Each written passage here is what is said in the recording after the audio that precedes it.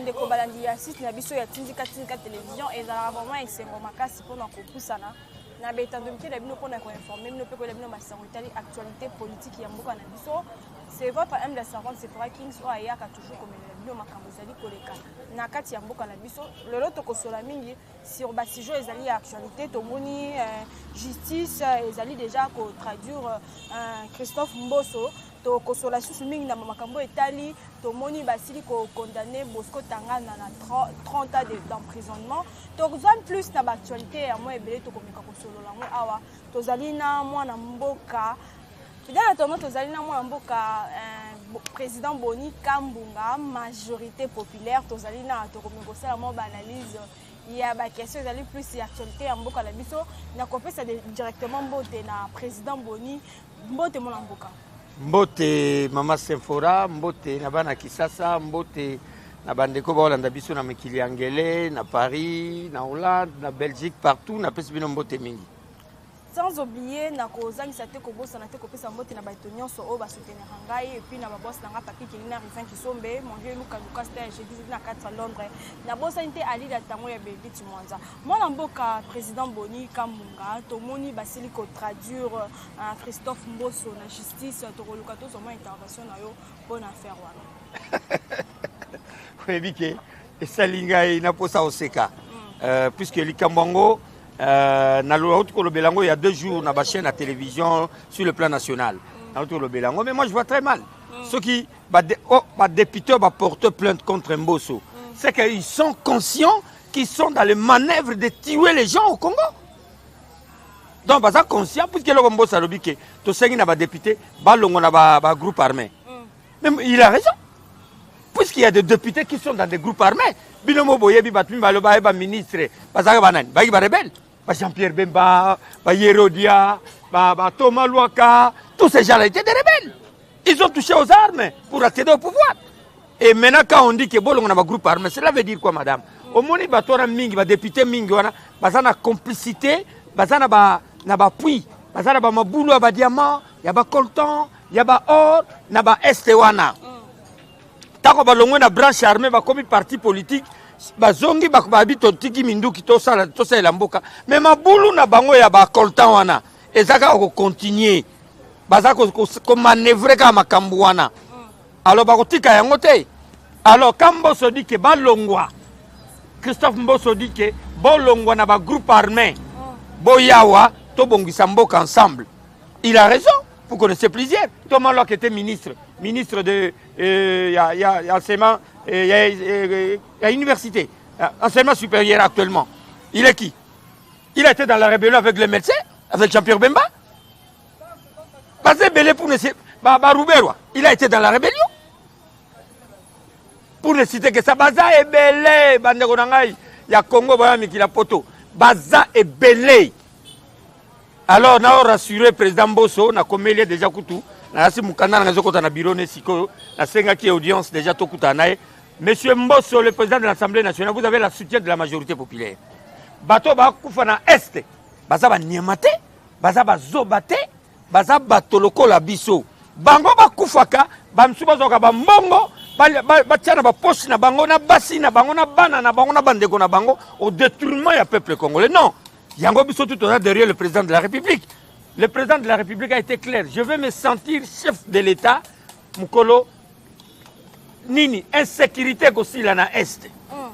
Et maintenant, on doit soutenir le président de la République. Il y a des députés nationaux, il y a des sénateurs, il y a des ministres, il y a des généraux qui sont dans les coups pour tuer les Congolais à l'Est. Ça nous disons non. Nous disons non, de Gonangai. C'est forato que la mboko mawa. Batoir ba mité mama bay. Au mon député, mais na bapouille, ya ba coltan na Est. Et quand on dit que Bazak beaucoup fou Mboso, bon problème est beaucoup fou Mboso baka Mboso, immunité procédure pe moulay, tazana immunité parlementaire. Procédure pe moulay, biso pe population to na ya est to goya, to yeba bino to fundi wana. To sangana biso nyos bondo funda ne biso nyosu. Mboso na problème na binote. Biso nde population to kufa. Bande ko na biso a est, lelo nzambe asali ke to yeba. Banani bazana complicité ya koboma bino na este ngai en tant que président majorité populaire nakotika yango te nakobunda bitumbo yo tisuka. Donc viens Mbosso, on est ensemble, on te soutient, continuez kobangelo ko moko te balongo nde na ba groupe armé. Moi mboka président Bonito moni pe na ngambu ya province moko basili kokanga voiture moko ya munene o ezalaki na programmation alimentaire alimentaire mondiale bakangi ba arme bakangi na bateni ya ba soda na kati ya mituka wana na ngambu ya ba est kaka kuna tokoluka tozoma intervention na yo parce que tozomona affaire ya est wana jusqu'à quand on peut dire bah, désordre, tout bah, massacre, bah, tuerie et aussi là na bangambu ya ba est kuna. Madame Semfora, c'est comme tu viens de le dire, ngape na okagine tu yokaki que bakangi camion moko bunene ya PAM, programme alimentaire mondial et bandaki ko accompagner soit disant que ba ke ko pesa ba biloko na ba réfugiés, mais à l'intérieur si on a trouvé des armes, on a trouvé des tenues militaires, je ne sais pas. Je vais pas confirmer ça, nazo confirmer en côté, mais si cela est vrai, mais c'est pas normal. C'est pas normal. Il y a un ambassadeur italien au Tokufa. L'ambassadeur a accompagné le programme alimentaire mondial. C'est pas possible. Donc, on est un peu suspect. Ouais.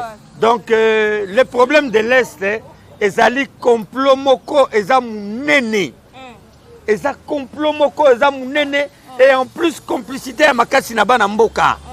Bana mboka na biso nde bakoti na complicité wana na bapaya pona koluka ko bebisa mboka. Mais tozo chance tozu président lokola Félix Antoine Tshisekedi Tshilombo chef de l'État, président de la République, azako s'impliquer sérieusement pour qu'on en finisse avec cette histoire de l'Est. Bato bazo kufa na Est wana baza batu bazo kanisake likambo Est et ko sila na mukolo moko to na mikomi balé. Non, les gens sont tentés de rêver. L'histoire de la guerre de l'Est a commencé depuis l'Aftel. Ça fait plus de 40 ans que cette guerre existe. Et qu'aussi là, mais il faut aller avec ça petit à petit, ça va finir. Hein, malem. Quand les gens pensent qu'on peut terminer ça en un jour, les gens sont en train de s'embrouiller, de se tromper. Mais je suis convaincu qu'avec le président Félix, les choses pourront changer facilement. Moi, je suis RDC na Qatar signé coopération moko d'un point de vue économique plutôt commercial et technique. Tout le monde bande comme surtout peuple bazali comme on a avantagé intervention pour non mais ça que ce sont des gens de la Mouka qui sont en train de crier les bandes de Fayou le consort avec sa bande. Ils sont en train de dire de n'importe quoi à Qatar. Mais les coopérations bilatérales ça existe depuis que le monde a existé. Le pays, et ça, il y a le Koutate. Ceux qui présentent peut-être na Qatar, à qui ont signé coopération peut-être militaire, coopération économique, coopération. Où est le mal? Donc, bénéfice de Nanini. On a dans l'époque, donc, maman, les coopérations entre les deux pays, ça existe. Les lots, pour les militaires, ne sont pas formés. Et la coopération militaire. La coopération, ça existe. Donc, comme les militaires, donc, non, ça ne va pas aller, ça ne va pas marcher. Comment Karabino Moboy n'est pas Karabino? Et ça l'a gâté. Bande na bango wana, to yebi bango, problème est en côté, mais au moins la coopération économique, ceux qui militaires sont signés à Qatar, je n'ai pas de précision là-dessous. Et ça, normal, et ça n'a pas prérogative au président de la République, ça pose pas un problème. Tout le monde peut Bosco Tangana reconnu coupable, Silico condamné à plus de 30 ans d'emprisonnement, au moins à vie na yoto maluba par rapport à Nango. Ba condamné Bosco Tangana à 30 ans de prison. Mais aboma ba tout. Tabana boma ba to ba yete ke ko balu ke bonle. Ba msu bazana ne fo bakanga bango. Bana ne bela o belé. Baza ba otambo na ba Mercedes ba to boma ba tuna este. Ba msu bazana no. To so bango kaka. Bosco ba condamné ye. Pas condamné, attends 50 ans, attends condamné à mort. Il y a bisoni nakati. Peuple bamba boma na este. Ayabi nombre nango. Lelo na lo bano madame Sephora. Aujourd'hui, je te parle aujourd'hui, nombre de morts na est et le kina nombre de génocide rwandais. Le génocide rwandais a nagé dans les 6 millions. Aujourd'hui, nous sommes dans les plus de 10 millions de morts à l'est de la République démocratique du Congo. Plus de 10 millions de morts à l'est. Donc, nombre de morts est dépassé.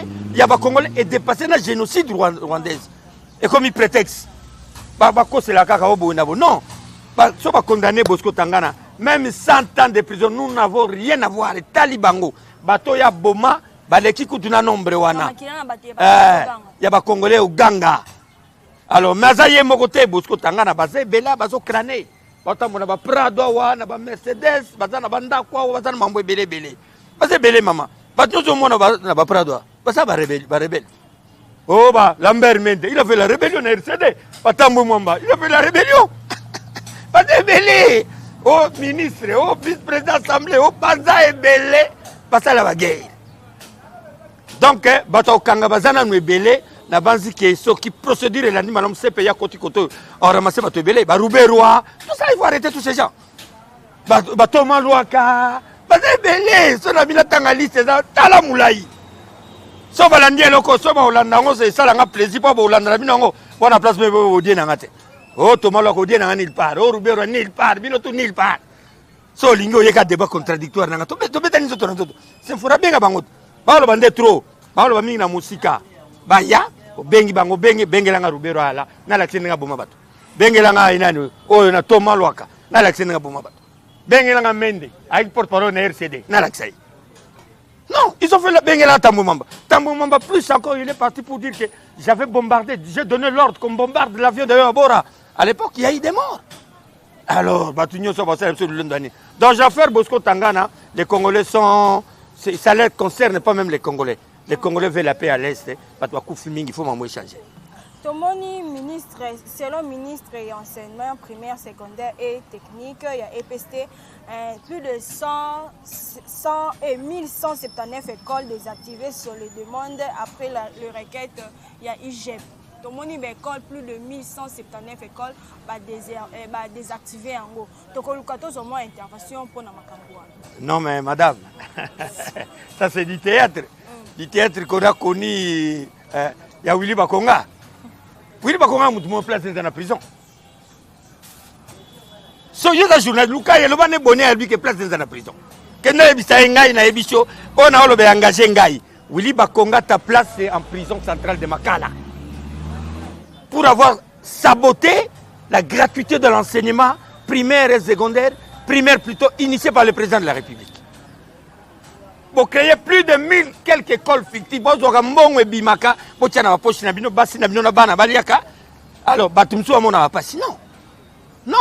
madame, Willy Bakonga na basali théâtre,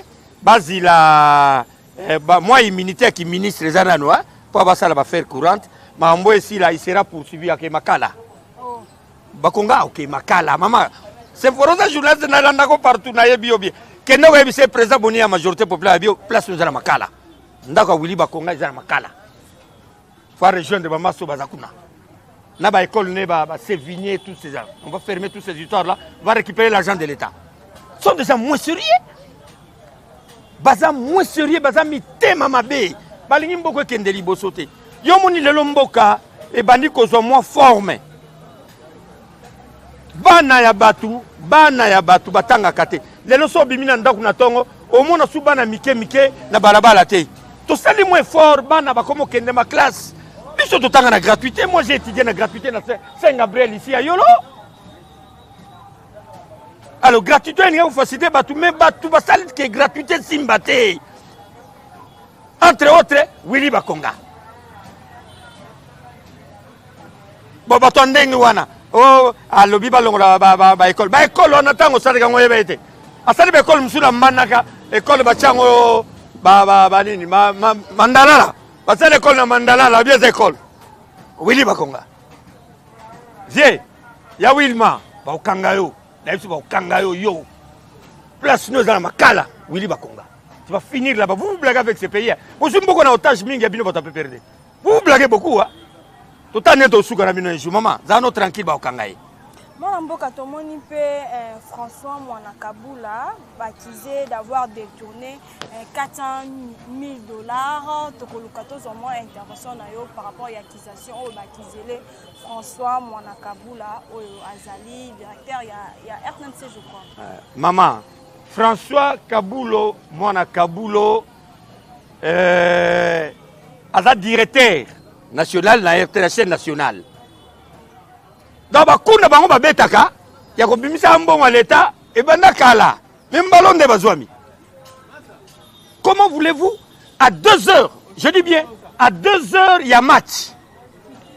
Match banda 15 heures na 12 heures bondo senga bobimisa $400 000 pour la retransmission et un match. Non. Or, la République est foutant déjà mbongo il y a une année. Donc on n'avait pas le droit de payer cet argent. Et Kaboul avec sa bande, il s'organise, pas de salaire à l'État. Oh. Ah! Non. Et puis, on continue à ranker. Sans on va ranker. Na ranker, va mettre à babok, va mettre à champagne, na ba momi, na ba nini. Non, là, à l'État. Et IGF, Atali, l'air même mis dossier, a fait cette instruction. Il y a fait cette instruction, il y a du mafia. Président, c'est le binon. Bloqué. Bon, on a dit, tout l'andelango déjà mouké. Bah, on comprend déjà que la République a payé déjà une année. Une année.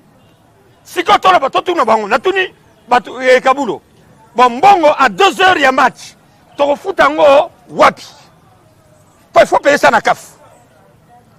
C'est la CAF qui est un sponsor. Sur $400 000 on est bimaki à 2 heures.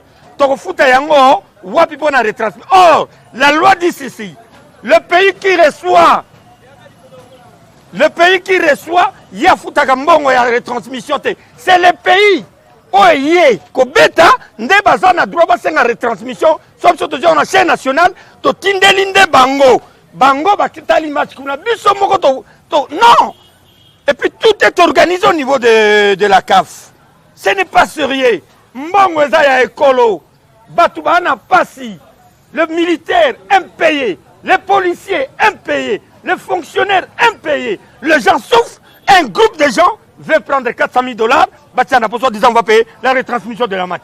Mais ça se dit mensonge. Moi je pense que les PGR. Non, les PGR, les procureurs près de la cour d'appel, ceux qui a Gombe, ceux qui a Wapi. Saisis-toi du dossier. Saisis-toi du dossier, PGR. Il ne faut pas tout le temps, à tout moment, ceux qui ont Boni à lobby boye. Oh non, non, il faut arrêter Boni. Boni exagère. Et il attaque les politiciens. Non, il ne faut pas m'arrêter. Moi, j'ai dit la vérité. Vous m'arrêtez pourquoi? Pourquoi vous avez dit la vérité?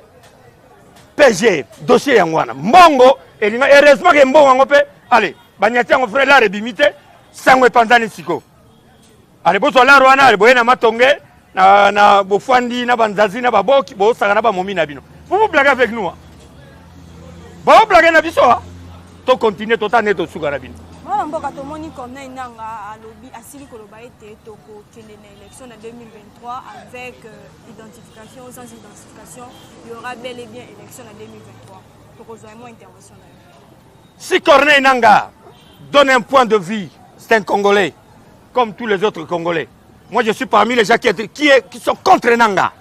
Mais ce qu'on peut ce point de vue que nous devons aller aux élections sans identification, sans bonnet. C'est un point de vue. On n'a pas à en faire un problème, mais comme un débat, sinon. Mais les élections auront bel et bien eu lieu. Élections, il faut ça là, la date prévue. Mais il y a des préalables à remplir, madame. Nous avons une élection en l'idée. Nous avons peuple Netinga na kena bangata na kena Kabila na élection na gagné. Na minute so na dio na élection pas il faut na betailler. Batu na nous ba kasake. Nous on a peur des élections, tozobanga élection, tozobanga non. Vous allez gagner qui? Bino bolo bina ngabe ngai candidat Shadari Kainda ganinga. Ah boni ba jeza ngatina. Na ndere seto simbi kisasa na maboko bo sauf intérieur. Non, moi je pense que côté on a maman Zala tranquille, mutazo banga élection azate.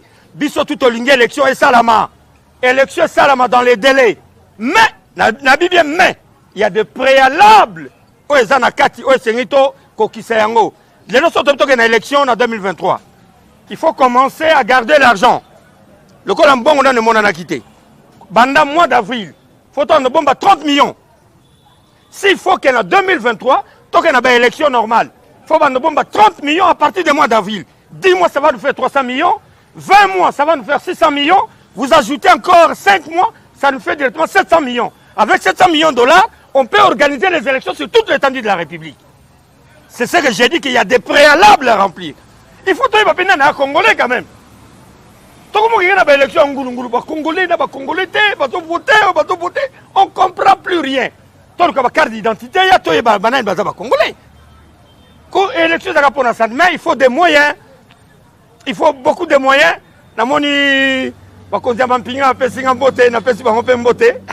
Merci beaucoup, commandant. Mais, c'est un misolo pour l'élection et ça là-bas, rapidement, ils allaient bien. Moutazo banga élection à Zate. Toza prêt pour aller aux élections. Moi, je suis prêt même demain d'aller aux élections et je vais gagner. Tomoni pe ba train eye, tomoni ba mituka eye par rapport à komona été tata ekolo azali toujours ko poussana pona ko aider peuple to pona ko sala été moyen ya transport to ya développement en mboka et avancer to ko kato zama intervention na yo par rapport ya ba train o tomoni uti ko koma kana. Bon ba mitu ya train o SNCF uti ko zwa c'est très bien et c'est ce qu'on appelle la continuité de l'État, ezaki déjà projet et comme ici comme biloko ngo pe mingi il faut vérifier ngo bien omoni mutu mo azalaka kala so ina premier ministre mo alongo o faut bakanga sa mama bukanga lonzo matata poni ah wa kombo so matata poni so ina nwa wa sa mama bukanga lonzo wa za mbongo na biso bukanga tu le mona na kate wa type wana type qu'on doit arrêter même c'est lui sa place c'est aussi en prison ata ba yibi mbongo à l'état ba yibi yibiti ba ke ko to ba immunité na ba sénat da ba parlement ba kanga bino te meto zo bino atabo lati ba immunité tango yibi mbongo leta to kozwa bino mama ba mitu atrendenga ya oyi matata wana mutu anotangi ayala biso ba avion atie couleur avion mo matika ka tie ke ba Congo elali wana ayali biso avion mususu matiboke kisangani elali wana ba avion zongate e boso kota ina avion ok essai d'avion essai technique okolala kuna libela si le avion et ya suscité. Donc ce sont des gens qui avaient des mauvaises volontés pour Namboka et qui ont des libosotés. Mitou à train OSNC c'est à féliciter. Nous remercions le président de la République pour ça. C'est une bonne initiative. Mundele Mogaloba, le Belge, on dit le Congo sans chemin de fer, le Congo n'existe pas. Congo, il faut chemin de fer et qu'on permettre circulation. Il y a frontières facilement. Moi, pour un lobby, il faut battre train. Par-ci, par-là, il faut battre train. Je pense que cette initiative, moi, bientôt louer en auto-soutenir Yango Makasi pour l'intérêt à Mbokata, le roi à la ville à Kinshasa. Transco, bis ya Sikeye, bon, mon Yango, Mataki, on a jour, va inaugurer Kati, bis mot de luxe, il y a bien. Il faut féliciter le président de la République. Et l'autre, Bundasu Makasi na Kinshasa, pour Nakaka, Ndemo Konzamboka, autour de voirie urbaine. Eh, maman? Donc, côté de transport, na côté de voirie urbaine, au Salengo, il y a bien bande de tout à Mososo. Bande de ya Mososo, tout ça qui est fort, j'ai rencontré le gouverneur de la ville de Kinshasa.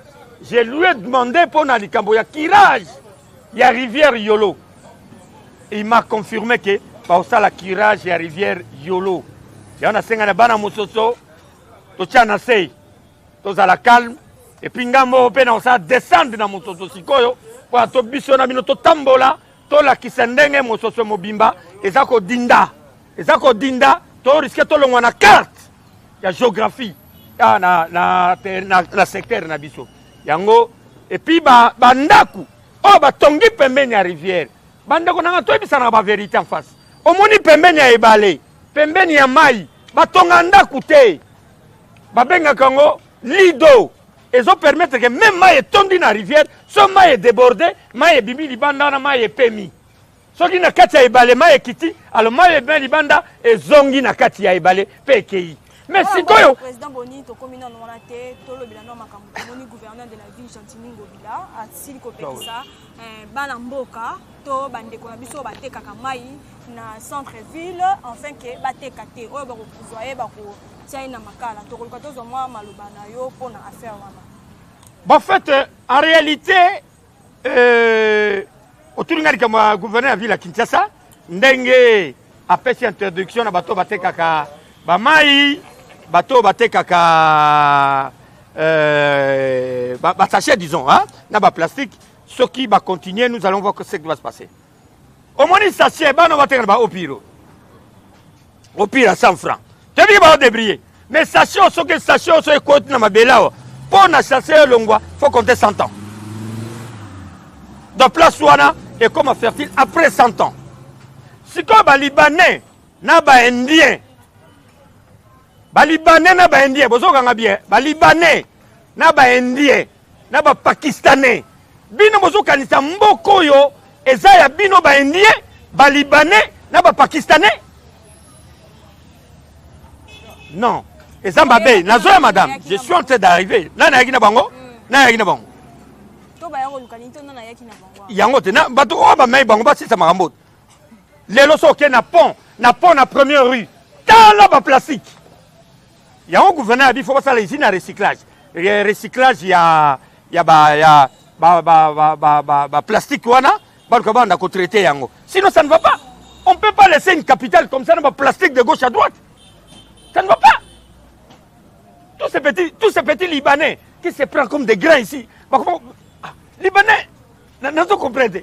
Comment bien les Libanais patron? Libanais patron? Libanais porteur na Dubaï. Libanais porteur na Dubaï. Ils sont maman na biso ko somba bilo kuna. Libanais mutu akamemaka saki na boki na conteneur. Les lois ba benga patron. Non, ayons pitié de ces pays. Tant que la mboko mawa, maman décision à gouverneur à Ville Kinshasa que ba sachet plastique, na ba canette wana et si la mboko est fait si là. Biso to collé na Kinshasa, na si Willinganga a contredire ngatena vovo. Jamais va contredire ngai. Ngai na ko soma mikate na tongo mama tindinga bakangeli nga mikate na papier journal. Papier journal bakangi mikate ou bien papier mutako soma bilo bazu papier ciment. Bon, quand il y a un biloko, qui te colle à qui ça t'attend. Et bon, le comme il y a plastique. Oh, bon, il y a un beaucoup de choses. Donc, tout ça, là, un effort, bisogno, tu peux tout changer. Tout changer, bizarre. Même bateau, les Libanais, les Indiens, les Pakistanais, monsieur le gouverneur de la ville de Kinshasa, vous avez le soutien de la majorité populaire, je vous informe clairement et net. Les Libanais et les Indiens, va exagérer. Ah, comment on dit? N'a pas général. Son sacré n'a pas le général. Bino pe ba généraux, ba général, na ba colonel. Pete munene na mapeka, ozola na Libanais pour mbongo. Ba général, boto oxapto soni. Ba Libanais ba leki bino nani. Oh Libanais pe sa ngambongo, Libanais c'est la ngambongo. Non mon général, arrêtez du théâtre avec vos Libanais là, vos Indiens. Ba Libanais pour ngai, mais c'est pas bengani bino na mboko. C'est pour que kala. Président Boni na lobby moi mutuna suka ezaboye to moni pétition contre Godem Poi to éviter ceux qui oyambi pétition wana ndenge nini contre Godem Poi. En fait maman o le bisinga moi mingi na toki na pa ngata mutoki na toki pa bana kisasa bo bana mboka. Madame merci. Nayoki ba député provinciaux ya ville province de Kinshasa. Bazana de marche, il y a pétition pour destituer Godem Poi comme président de l'Assemblée provinciale. Ah, il n'a pas si. Il n'a pas si vous avez un député modèle. Un député, Banda Bokenda. Banda Konanga, la poto, vous avez la poto partout, vous avez lelo. Nena Pesana, nous tina ya député. Un député provincial, Moussala Nekosa là-bas, Edi, un député national, ça la loi. Projet de loi. Edi ezali ba mibeko esengeli kotambusa ingomba kisasa. Tuna bango banda bakenda na parlement wana. Basali mibeko boni ya kotambusa ingomba kisasa. Souci na bango zaka loko balancer motion wana ke Godem Poi va partir. Alors, balanda baona babutu, ba mo pesa ba mbongo, hein? Allez, ba stopper motion. Ce n'est pas ça le rôle des députés. Bosala mibeko Bosala mibeko oyo sengeli kotambwisa mboka. Eza lokola ba vie na mino nani. Molière. Botuna ça na commissionné. Pas na parlement na ba commission. Botuna Molière, commission na ina parlement zani. Aza na commission nini? Politique, administrative, économique ou bien commissionné. Quand soka ya tali plénière aller à côté abimi, ayoko ganga libana non. Le travail des députés c'est au sein de l'hémicycle. Il donne des idées, il fait des projets de loi, il fait des projets d'édit. C'est ça un député. Ma député provincial Ville à Kinshasa, démarche Namino, nazomona fondé na ona nte nalingi nde bosala mibeko po totambusa Kisasa nalingi bosala mibeko ya malamu po Kisasa etambola. Ah, là, bon, oh non, Godet, oh, le bureau doit tomber. Le bureau doit tomber. Ça prend du temps. Quand ça prend du temps, là, tu auras tellement de ça, là, et belé, belé. Moi, je pense que. Moi, je suis contre la démarche. Naza, pour le député provincial, tu as la démarche. Président,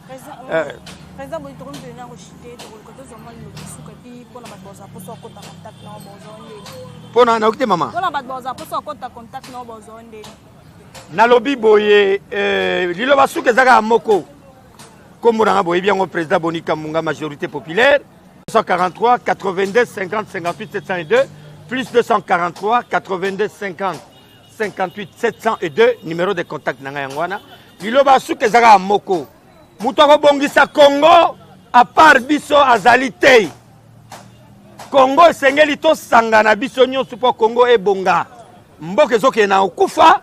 Il faut biso tuto telema pote mboka etambola malamu. Bandeko na ngai nyonso surtout bandeko na ngai ya Mososo, ya Mombele, ya Kingabwa, ya Kauka partout, boyeba ke on est ensemble. To bunda pour un changement kota na mboka na biso, biso tuto zo conscience. C'est que madame s'il vous plaît, donne-moi encore une minute. C'est question de prendre conscience que là on a dos ça les amalamu te. Yo mona mbule beti boye, mutafon mbule beti mutafon li cabinet. A polluer secteur solo salité puis na moya fond la toilette ba parler mingi ça na bakaba kwanga ata na ba kauka bloquer kota ate bloquer kota ça fait 40 ans na ba yolo mais soka amoni mbule beti bo pa afongoli cabinet ozolinga batu ba kufa ou bien bazandeni tozo conscience mboko eza ya biso toza na mboka mususu te to sauver mboko yo ezala pona intérêt na biso nyonso. Merci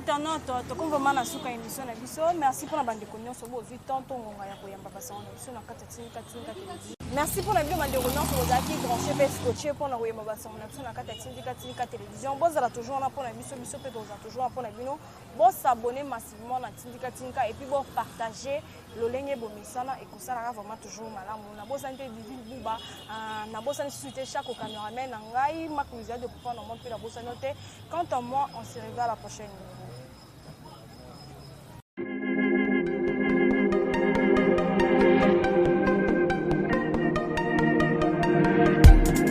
Après 25 ans d'expérience, eh oui, de 1995 jusqu'à ce jour, Elton Store, l'unique shop congolais de Londres, la Grande-Bretagne, il est Londres, et ça lui cause la fierté à la communauté Nabiso, et surtout, il y a un homme d'affaires congolais sérieux dans la diaspora. Oh yes. C'est créé Elton Store et Sali Kakamoko, le sérieux, à quel na service qui t'a na client naïe. Avec ma produit naïe, où il y a première classe, il y a qualité supérieure. Oh, il y a ma bombe à Elton Store. Oh yes, mon climat bimbe yeba. Ma maman à Londres va confirmer. Elton Store, c'est le perso des produits cosmétiques. Il y a solo produits originaux. Et yes, les alipes perso, il y a produits alimentaires, naturels et organiques. Au travers de nos produits cosmétiques, Elton Store détient le secret. Secret ya solo, où ya poso ya maman moi c'est qui toko. Poso ya moi so penza basali kolula, poso ya moi so mobala kotala ya lembate. Poso so ko tamboli masanga sima. Eh oui, yango ne ba produit zo te kama na kati Elton Store. Na ba produit alimentaire, où ya Elton Store, yango de secret ya cuisine ya maman congolaise. Eh oui, nyonso ko so penza mobali na yo ezali. Pondu, matembele, ngai, ndole, fumbwa, ndunda, bilembwe, oyo nyonso penza, oyo kobonga pona cuisine na ezali. Oh yes. Olingi mobali na yo asepela na yo libela na libela. Olingi mobali na yo atala ka yo lokola mwasi azali kolula sika. Oh yes. Olingi mobali na sisa biloko nyonso tiela ka ye na mesa. Secret zali kaka moko. Elton Store.